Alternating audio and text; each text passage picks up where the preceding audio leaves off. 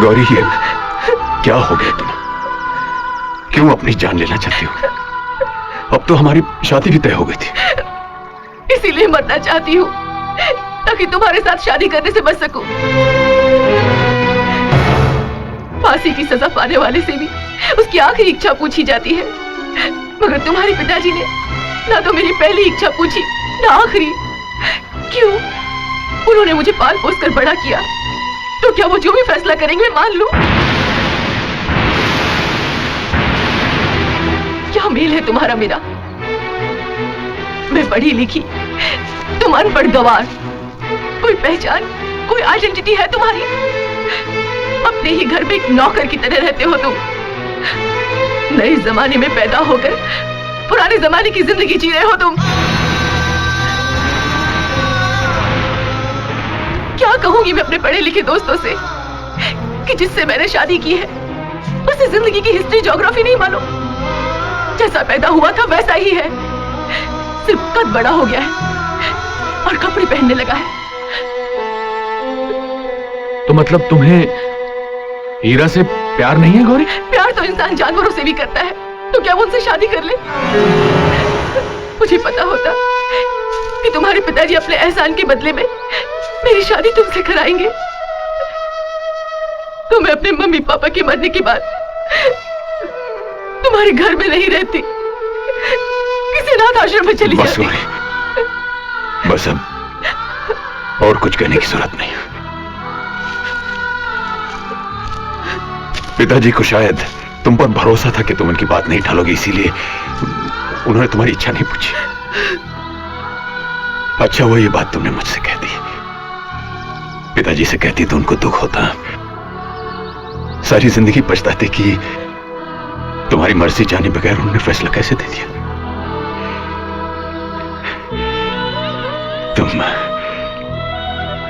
तुम मुझसे शादी नहीं करना चाहती, मत करो। मैं पिताजी से कह दूंगा कि मैं गौरी से शादी नहीं करना चाहता। मैं उनकी नजरों में वैसे ही गिरा हुआ हूं, थोड़ा सा और गिर जाऊंगा, लेकिन तुम किसी की नजरों में गिरो ये मुझसे बर्दाश्त नहीं होगा। जाओ गौरी, हीरा तुम्हारे रास्ते से हट गया।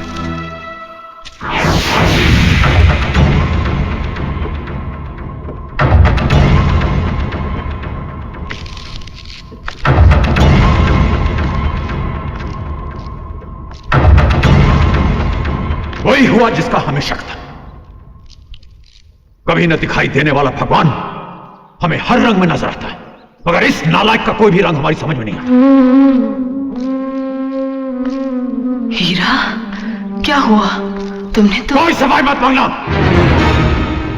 हमें इससे सिर्फ एक सवाल का जवाब चाहिए, ये गौरी से शादी करेगा या नहीं?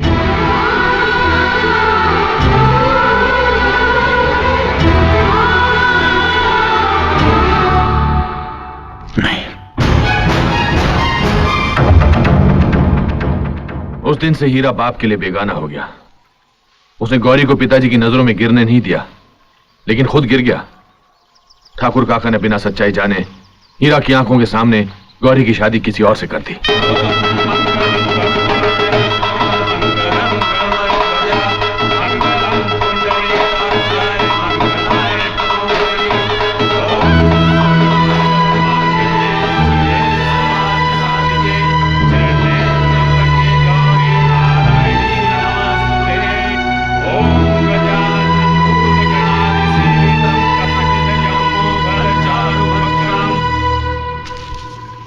हीरा ने प्यार कर दिया तो जलाया था, मगर बेचारे के हाथों में सिर्फ अंधेरा ही आया।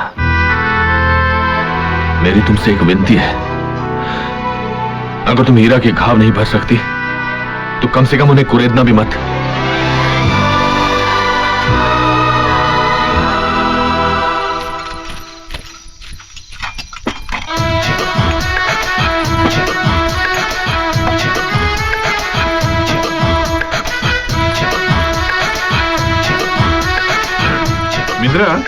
मैं आज तक तुम पर बहुत चीखा चिल्लाया, गधे की तरह काम करवाया, तुम मुझसे नाराज तो नहीं हो ना?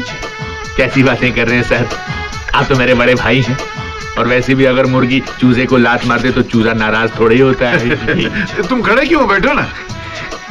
अरे नीचे नहीं, ऊपर बैठो। नहीं नहीं सर, आपके साथ बैठूं इतनी मेरी मजाल नहीं है। अरे यार, तुम्हारे लिए पैक बनाऊं? नहीं नहीं साहब, आपके साथ बैठकर पीने की मेरी औकात नहीं है। अरे छोड़ो यार, पीने पे जात और औकात थोड़ी देखी जाती है। ये ला। यो यार, आपकी इज्जत की खातिर पी रहा हूं।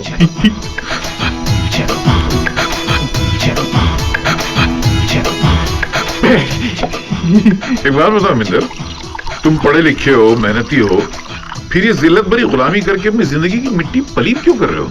तो क्या करूं, बंदूक लेकर चंबल का डाकू बन जाऊं क्या? मैंने मतलब चंबल का डाकू बन जाऊं क्या सरकार? ये काम कर सकते हो जी।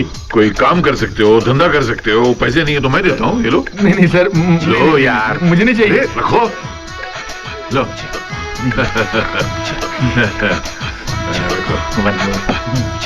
अब एक बात बताओ मित्रा जी। ये जो लड़की अभी आई थी, ये सब रख के गई है, ये कैसी है? लड़की जैसी है। अरे वो तो मुझे ही मालूम है यार। मतलब है कि तुम समझ रहे हो मैं क्या कहना चाह रहा हूँ? हाँ, जालिम सिंह से पूछकर बताऊंगा। जालिम सिंह कौन? इस काम वाली का मर्द है। मर्द? कुछ दिन पहले एक दूसरे आदमी ने भी इससे यही पूछा था, तो जालिम सिंह ने उसके हाथ पांव काट दिए थे। आजकल जेल में है। 28 तारीख को छूट कर आ रहा है। आज का तारीख है 26, परसों।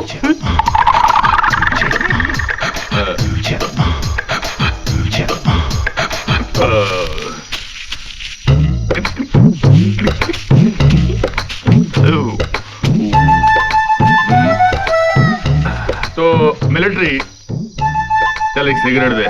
मिलिट्री? सिगरेट दे ना। अरे जल्दी कर। अरे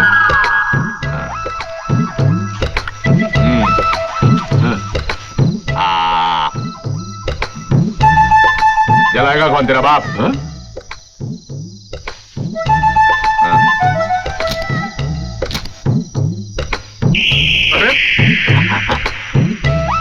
तो तू क्या कह रहा था उस काम वाली लड़की के बारे में कि तू उसके साथ क्या करना चाहता है? नहीं नहीं नहीं, वो ऐसे नहीं, तू कुछ बोल रहा है ना? अरे नहीं, बोल रहा है ना? मुंह से निकल गया यार, जानते ना, बाद में दम नहीं है। चल शराब डाल। और एक मिनट, तू ज्यादा मत पी, तेरे हो गई है। मैं क्या तेरा नौकर हूँ? जब तू कहेगा पीना शुरू कर दूं और जब तू कहेगा मैं बंद करना शुरू कर दूं। देख, तू बदतमीजी करने लगा है। अरे बदतमीजी मैं कर रहा हूँ या तू कर रहा है? पहले तू आके मुझे कहता है कि गांव की छोकरी के साथ मेरा काम करवा, और उसके बाद तू कहता है कि गांव वाले होंगे सब। अरे क्या कर, लड़कियों के साथ कुछ करना चाहता है। हाँ, ये तुम लोग जो कोई इस तरह के लोगों के साथ कभी मत लाना ख्याल दिल में। कभी ना। नमस्ते नमस्ते नमस्ते नमस्ते।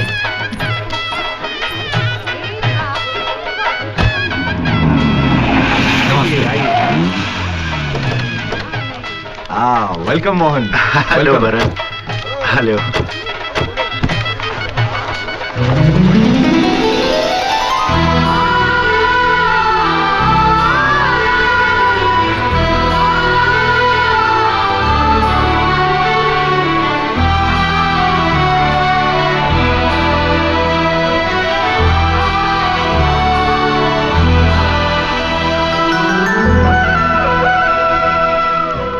चलो।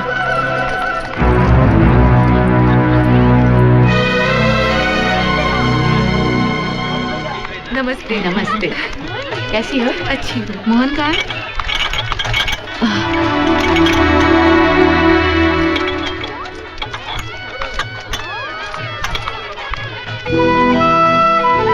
लीजिए ना, लीजिए।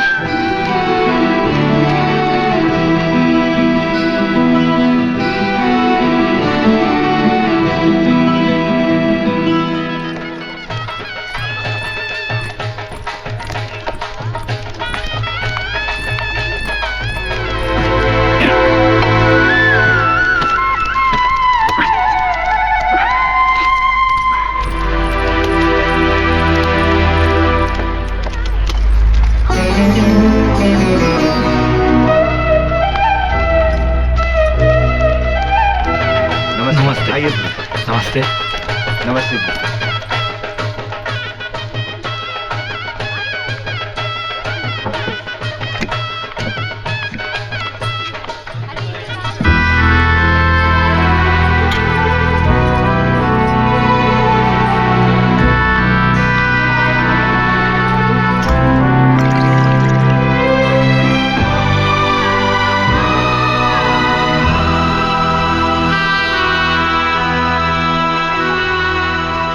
गोविंद को दे दो। आओ भैया, हाँ ये मेरी ननद उषा है। मेरी शादी के टाइम ही अमेरिका में थी। हाँ। अब आई है तो आप लोगों से मिलवाने के लिए लाई हूँ। अच्छा, ये करण भैया, ये बरन भैया। नमस्ते। अरे हीरा, जी भैया। भैया 2 कोल्ड ड्रिंक दो। प्लीज। Excuse me. भाभी, ये कौन है? इसने तो हमें इंट्रोड्यूस नहीं कराया। ये कोई वीआईपी नहीं है जिनसे तुम्हारा इंट्रोडक्शन कराया जाए। किसी काम के लायक नहीं है ये, इसीलिए नौकर की तरह जी रहा है।